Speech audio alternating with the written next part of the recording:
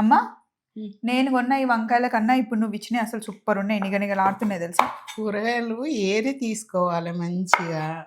బయట గట్లా ఆన్లైన్ అని ఏదో ఇంట్లో కూర్చొని బుక్ చేస్తే వాడు ఏవి పడితే అవి తీసుకొస్తాడు. మామూలుగా నేను కూడా ఎప్పుడు బయటకు వెళ్ళే కొనుక్కొస్తాను. మరి ఇప్పుడు ఏం చేయాలి, టైం అవుతుంది కదా అని నేను పెట్టేసిన. తీరా చూస్తే నువ్వు ఇంట్లో నుండి ఇచ్చినావు. ఇంట్లో నేను నాకు మర్చిపోయినా నీకు చెప్పడం వంకాయలు కూడా ఉన్నాయని. అయినా ఇప్పుడు నేను పెట్టినవి సరిపోకపోతుండే, నువ్వు పెట్టినవి సరిపోకపోతుండే. మన ఇద్దరం కలిసినాం కాబట్టి మన ఇద్దరే కలిసి ఇప్పుడు వంకాయ వెల్లుల్లి కారం చేస్తున్నాం, దానికి సరిపోతాయి. నిజంగానే అండి, ఇంటి ముందటికి వస్తారు కదా వాళ్ళు, అన్ని కూరగాయలు ఫ్రెష్గా తీసుకొస్తారు. వాళ్ళ దగ్గర చేతితో నేరుకుంటేనే మంచి ఫ్రెష్ ఉంటాయి కదమ్మా.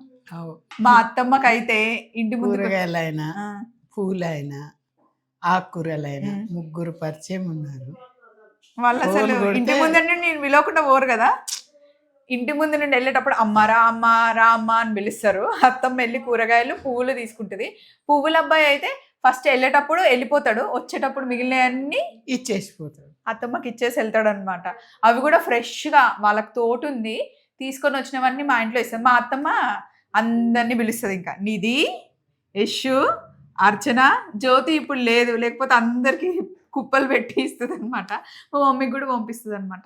అట్లా ఇద్దరం కలిసి మేము అత్తయ్య కోడలి 2 వంకాయలు కలిపి కూర పేస్ట్ ఉంటుంది, చాలా టేస్టీగా ఉంటుంది.